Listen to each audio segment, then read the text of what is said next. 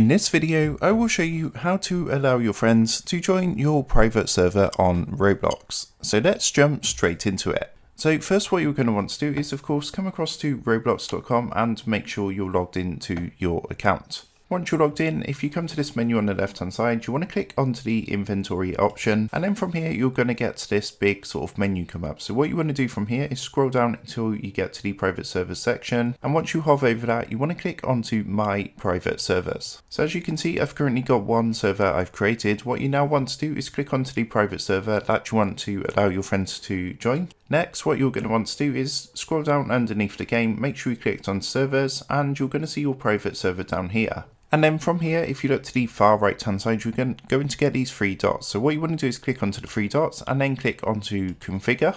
And then what you want to do first of all is make sure allow join-in is switched on. So you want to click this switch to allow people to join your server. Underneath that, you're going to see an option which says friends allowed. So again, what you want to do is click this to turn that on. And you can see at the top it says successfully changed friends allowed. So what this now means is that any of my Roblox friends will now be able to join this server. So I hope this quick tutorial helped you out today, and if it did, I would really appreciate it if you was to consider dropping down below the video, leaving a like, and also subscribing to the channel. With that being said, I just want to take a minute to thank you guys for watching this quick tutorial, and I will see you in the next video.